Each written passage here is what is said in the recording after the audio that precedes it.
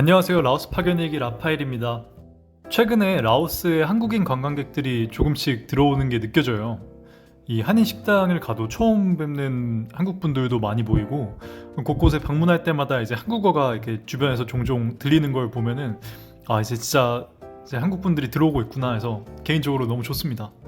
라오스에 오시면 아무래도 이게 대중교통이 제대로 갖춰져 있지가 않아요. 그래서 많은 분들께서 이제 렌트카를 이용하시곤 하는데, 우리나라에서 운전 좀 해봤다고 아무 생각 없이 라오스에서 운전대 잡았다가는 많이 당황스러우실 겁니다. 그래서 오늘은 제가 라오스에서 운전하기 전에 알아두면 좋은 운전 문화에 대해서 한번 소개해드리도록 하겠습니다. 렌트카를 빌리시거나 아니면 뭐 그냥 라오스에 놀러 올 계획이 있으신 분들이라면은 분명 유익한 시간이 될 것 같아요. 자, 첫 번째, 잔악계나 오토바이 조심. 라오스에는 오토바이가 정말 많습니다. 우리나라에서는 왜 세 명이서 막 오토바이 타면 막 삼치기라고 막 그러잖아요. 그래서 사람들이 막 보면은 위험하다 막 눈살 찌푸리고 하는데, 여기서는 세 명뿐만이 아니라 네 명, 다섯 명까지 타는 걸 봤어요. 엄마, 아빠랑 애기 셋이랑 뭐 이런 식으로 하면서, 여기서는 뭐라 해야 될까, 이렇게 세 명 이상 타는 게 되게 그러니까 이상한 어떤 문화가 아닙니다. 그 정도로 라오스에서는 이 오토바이가 이 라오스 생활에 너무나도 필수적인 요소예요. 그래서 우리나라에서 왜 자동차 타고 어디 가족들끼리 가듯이 여기서는 오토바이 타고 어디 가고 뭐 이런 식인 거죠. 근데 이제 문제는 이 오토바이 운전 습관이 상당히 좀 위험하다는 건데요. 운전을 하시다 보면은 그냥 백미러 보지 않고 그냥 머리부터 들이미는 오토바이들도 많고요. 좀 편의를 위해서 역주행을 한다던가 아니면 칼치기 그냥 막 하면서 지나가는 오토바이들이 굉장히 많아요. 아마 운전하시면은 적잖이 당황스러우실 텐데요. 그래서 제가 드릴 수 있는 팁은, 라오스에서 운전할 때는 반드시 내가 어떤 가는 방향에 항상 오토바이가 있다라고 생각하면서 운전을 해야 돼요. 그러니까 내가 오른쪽으로 끼어든다든지 뭐 왼쪽으로 끼어든다든지 할 때 이 정도 공간이면은 뭐 없겠지라고 생각을 하잖아요. 왜 우리나라에서는 이제 오토바이가 많지 않다 보니까 그냥 자동차가 오는 것만 생각을 하는데, 동남아에서 운전할 때는 이 반드시 좌우에 조금이라도 공간이 있으면 오토바이가 있을 수도 있다라는 그 마인드를 갖고 운전하는 게 진짜 중요합니다. 아마 이 마인드 하나만 갖고 운전하셔도 위험한 상황은 충분히 방지할 수 있을 거예요. 저도 지금 1년 넘게 정말 매일같이 운전하지만 사고는 아직까지 안 난 거 보면 확실히 효과 있습니다. 네, 그리고 두 번째, 라오스는 음주운전이 정말 많습니다. 라오스에서는 정말 음주운전을 밥 먹듯이 해요. 처음에 왔을 때 진짜 놀랬던 게, 저희 회사 직원들이랑 다 같이 회식을 하는데 술을 엄청 마시는 거예요. 그러다가 이제 문득 생각해보니까 얘네가 뭐 오토바이 타고 왔거든요. 그래서 오토바이 타고 왔는데 너 그럼 갈 때는 누가 네 오토바이 운전해주냐 물어봤더니 되게 저를 이상한 사람 취급하듯이 보면서 그게 무슨 말이냐고, 당연히 자기가 운전해서 가는 거 아니겠냐 이러는 거예요. 그래서 제 입장에서는 진짜 많이 마셨거든요. 얘가 막 술 마시고 기분 좋아서 헬렐레거리고 있는 애가. 그래서 야, 너 그런 거 위험한 거 아니냐 물어보니까 뭐 맛뱃냥이라면서 그냥 웃어 넘기던 게 잊혀지질 않아요. 물론 뭐 이제는 그냥 뭐 마시면 마실 대로 하고 뭐 본인들 알아서 하는 거여서 저도 뭐 그냥 그러려니 하고 마는데요. 저만 조심하면 되죠. 뭐 제가 막 이러고 위험하다 뭐다 해서 이게 그 사람들이 갑자기 그럼 내일부터 운전하면 안 되겠다 이런 분위기가 아니에요. 정말 그냥 박혀 있어요. 그 음주운전이 위험하지만 그냥 괜찮다라는 그게 많이 박혀 있는 것 같아요. 네, 그렇게 되다 보니까 이렇게 된 이유가, 생각을 해보면은 여기는 대리운전이란 개념이 없어요. 음주를 하고 나서 다른 사람 와가지고 대신 운전해주고 이런 시스템이 없어서 사람들이 음주운전을 어쩔 수 없이 하게 되는 것도 있는 것 같고요. 음주 단속 자체에도 사실 의미가 별로 없어요. 음주운전 하다가 경찰한테 걸리면은 우리나라는 되게 법적 제재가 심하잖아요. 근데 여기서는 그냥 그 경찰한테 한 10만 깁? 하나로 대략 한 만 원 정도 주면은 그냥 보내줘요. 뭐 음주 측정기도 없고 뭐 단속 제대로 안 하고 하다 보니까 음주운전을 하는 게 여기의 문화가 된 게 아닐까 싶어요. 어쨌든 그래서 결론은, 일단 우리는 당연히 음주운전 하면 안 되고요. 밤에 운전을 하게 되면 항상 그걸 유의를 해야 되는 거예요. 여기에 지금 도로에 술 마시고 운전하는 사람들이 많으니까 조심해야겠구나라는 것도 역시 주의를 하셔야 됩니다. 세 번째, 안전벨트를 안 맵니다. 우리나라도 예전엔 똑같다고 들었어요. 안전벨트를 왜 매야 하는지 사람들이 이해 못하고, 그리고 대부분 다 안전벨트도 안 매고 다녔다고 하는데, 지금 라오스가 그렇습니다. 그래서 이 라오스의 차를 타보면은 항상 그 안전벨트 채우는 곳에 그 안전벨트 클립만 이렇게 딱 꽂혀 있어요. 이게 클립 꽂아놓은 이유는 뭔지 아시나요? 알람음 나오잖아요. 왜 안전벨트 안 매면 이게 띵띵 나오는 그 소리 듣지 않기 위해서 클립만 꽂아놓고 그리고 그냥 안전벨트 안 맨 채로 대부분 다 운전합니다. 거의 열에 한 8, 9은 그렇게 안전벨트 안 매고 운전해요.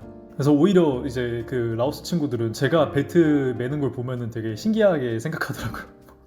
네, 어찌됐든 뭐 이 영상 보시는 한국 분들께서는 당연히 안전벨트는 매실 거라 생각합니다. 네 번째, 클락션은 가급적 울리지 말자. 그 라오스에서는 사람들이 웬만해서는 클락션을 울리지 않습니다. 이게 태국이나 베트남은 제 경험상으로는 이제 갔을 때 조심하라는 의미에서 이렇게 빵빵 잠깐씩 이렇게 자주 하는 걸 봤는데 라오스는 그러지 않아요. 보통 이렇게 위험하다 뭐 아니면 조심해라 이런 걸 할 때는 클락션 대신에 쌍라이트를 깜빡여요. 그래서 내가 지나가야 되니까 오지 마라 이거를 쌍라이트로 하고 클락션으로는 잘 안 울립니다. 이 라오스 사람들은 클락션을 울리는 거에 있어서 굉장히 좀 신경질적으로 받아들인다고 해요. 그래서 앞차가 좀 답답하거나 뭔가 제가 사인을 보내야 되는 게 있으면은 클락션 대신에는 쌍라이트를 이렇게 깜빡깜빡 해주는 게 좋을 것 같습니다. 아, 그리고 그 운전할 때는 우리나라에서는 왜 그 끼어들기 했을 때 감사 표시로 이렇게 비상등을 한번 깜빡깜빡 해주잖아요. 근데 하지만 라오스에는 그런 게 없어요. 라오스에서 이렇게 딱 그 누가 양보해줘가지고 저희가 들어간 다음에 깜빡이를 딱 켜주면은 전혀 이해 못할 거예요. 앞에 차 뭐 문제 있나 뭐 이렇게 생각할 수도 있을 것 같고 굳이 해주실 필요 없이 그냥 끼어드시면 됩니다. 다섯 번째, 중앙선을 넘어서 추월합니다. 제가 처음 운전할 때 진짜 놀랬던 게 시내 주행을 하다 보니까 차들이 막 중앙선을 넘어서 막 추월을 하는 거예요. 제가 막 앞으로 달리고 있는데 갑자기 건너편에서 저한테 막 그 차가 달려오고 막 이런 게 보면서 도로운전법이 어떻게 되어 있길래 사람들이 이딴 식으로 운전을 하나 싶었거든요. 하지만 이게 나중에 알고 보니까 이게 중앙선에 점선이 있고 실선이 있더라고요. 그래서 실선으로 된 부분에서는 하나 안 되지만 점선에서는 뭐 추월해도 전혀 문제 없습니다. 여러분도 이제 운전하실 때 앞에 차가 답답하거나 하면은 그 중앙선 잘 확인하셔서 추월해 주시면 됩니다. 대신에 이제 할 때는 항상 조심해야겠죠. 네, 여섯 번째, 경찰 단속. 라오스에서 운전하면서 사실 가장 짜증나는 부분입니다. 이게 경찰들이 저녁 시간대가 되면은 길에서 단속을 정말 많이 해요. 뭐를 단속하는지도 사실상 잘 모르겠어요. 음주운전 단속인 건지 뭐 아니면 뭐 무슨 단속인 건지 모르겠는데 정말 그냥 이것저것 다 확인해요. 자동차 등록증, 그리고 제 운전면허증, 자동차 등록 스티커, 그리고 안전벨트 잘 맸는지 등등. 그래서 뭐 하나라도 안 갖춰져 있으면은 그냥 잡아놓고 이제 못 가게 막아놔요. 그리고 이게 좀 웃긴 게 제가 다 갖추고 있어도 그냥 안 보내주는 경우들도 있어요. 이런 경우는 사실 그냥 한 5만 깁? 아니면 10만 깁 정도 주면은 그냥 쓱 받아서 주머니에 넣고 내보내줘요. 그러니까 쉽게 말하면 그냥 외국인 관광객들 대상으로 이렇게 삥 뜯는 거죠. 관광객 아니더라도 그냥 외국인들한테 이렇게 삥 뜯는 게 생각보다 되게 낮아서 밤에 운전하면 가끔씩 진짜 좀 짜증나는 경우들이 생겨요.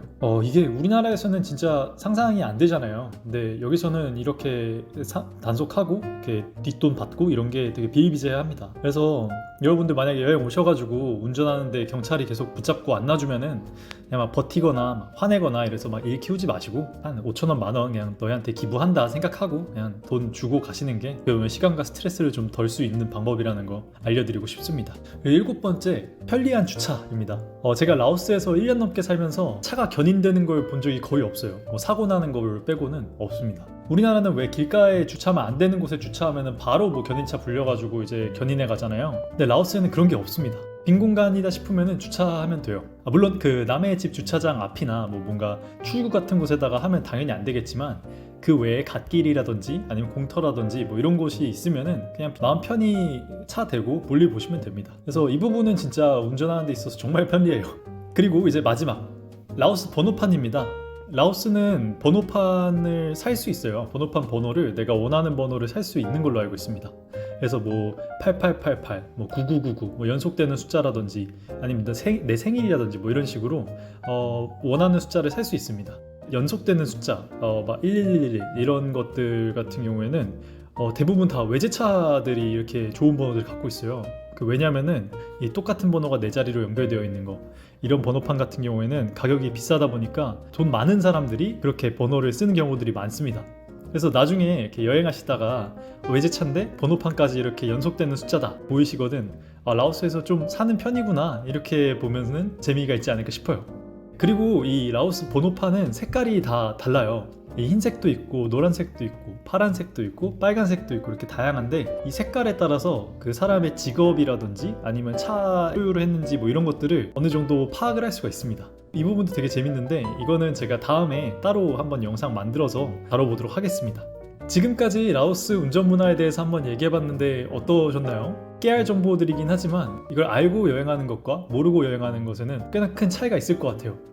비행기 값이 조금 더 저렴해지고 하면은 라오스 관광객 분들이 더 많이 오실 것 같은데요. 앞으로는 한번 여행 오시는 분들이 더 좀 즐겁고 좀 편하게 여행할 수 있도록 제가 제 경험을 바탕으로 해서 참고할 만한 영상들을 한번 만들어 볼까 해요. 그래서 혹시 라오스에 관심이 많거나 아니면 여행 계획이 있으신 분들께서는 구독과 좋아요, 알림 설정 하셔서 제가 만드는 영상들 꾸준히 팔로우업 하실 수 있으면 좋겠습니다.